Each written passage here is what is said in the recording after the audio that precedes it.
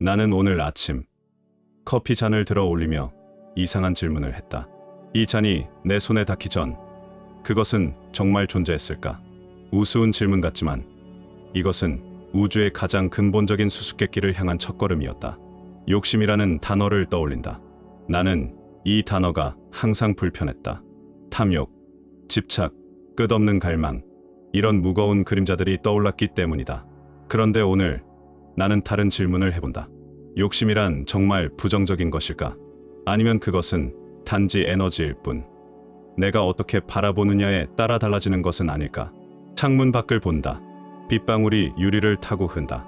나는 그 빗방울을 보는 순간 그것이 나에게 현실이 된다는 사실을 깨닫는다.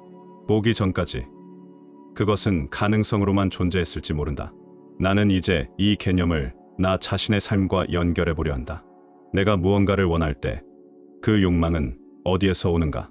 그것은 이미 존재하는 무언가를 향한 것일까? 아니면 내 의식이 만들어낸 가능성일까? 어제 나는 오랜 친구와 이야기를 나눴다. 그는 자신이 항상 부족함을 느낀다고 말했다. 더 많은 돈, 더 나은 직장, 더 넓은 집, 이런 것들을 원하지만 채워지지 않는다고 했다. 나는 그의 말을 들으며 생각했다. 그가 원하는 것은 정말 그 대상들일까? 아니면 그것들을 통해 얻으려는 어떤 감각, 어떤 상태일까? 욕심은 사실 에너지다. 뜨거운 불처럼 그 자체로 선하지도 악하지도 않다. 불은 집을 태울 수도 있지만 추운 밤을 따뜻하게 데워줄 수도 있다. 중요한 것은 내가 그 에너지를 어떻게 사용하느냐다. 나는 나의 욕망을 부정하지 않는다. 대신 그것을 바라본다.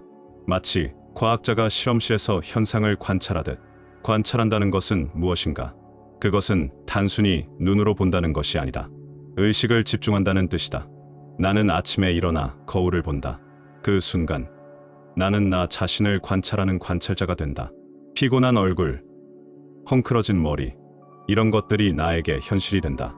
그런데 만약 내가 다르게 본다면, 예를 들어 이 얼굴 속에 담긴 하루하루의 경험, 웃음의 흔적, 고민의 깊이를 본다면 같은 얼굴도 다르게 느껴진다.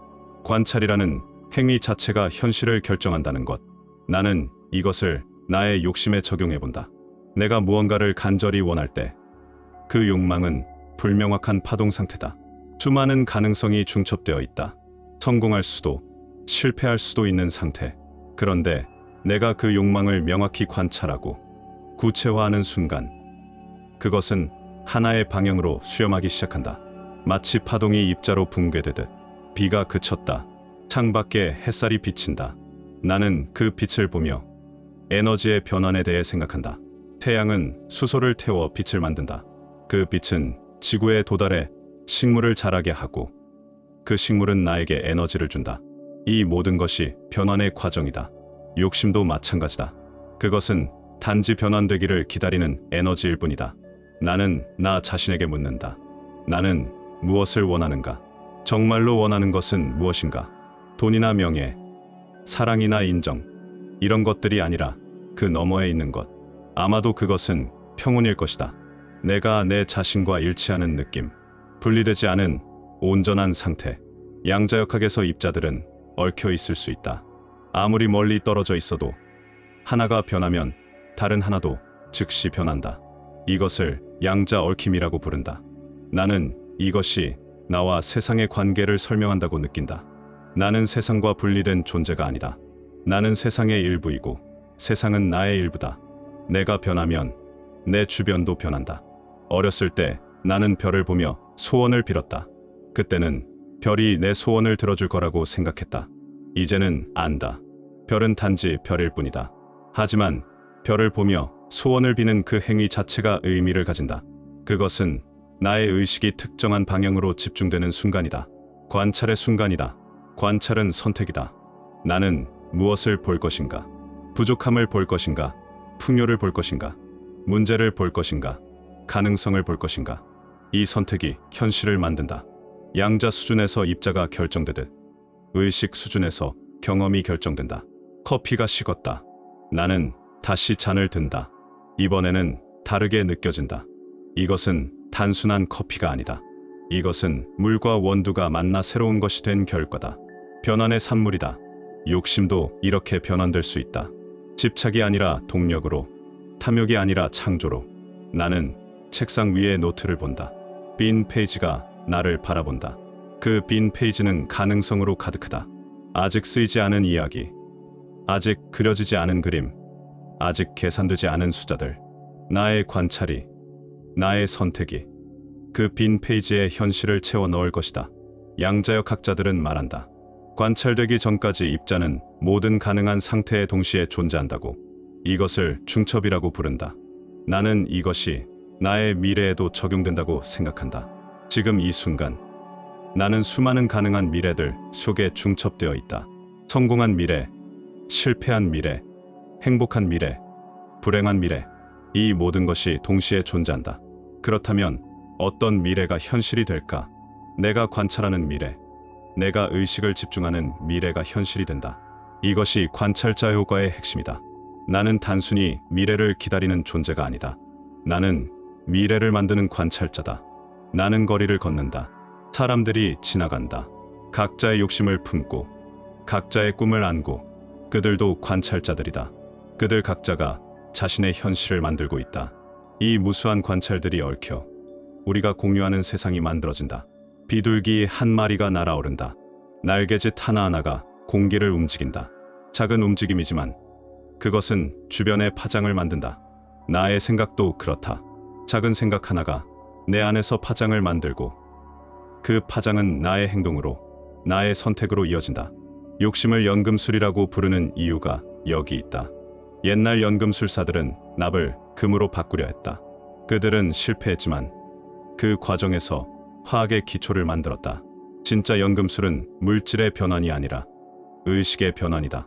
낮은 에너지를 높은 에너지로, 집착을 자유로, 욕심을 창조로 바꾸는 것. 나는 공원 벤치에 앉는다. 바람이 분다. 나뭇잎들이 흔들린다. 모든 것이 움직인다. 정지된 것은 아무것도 없다.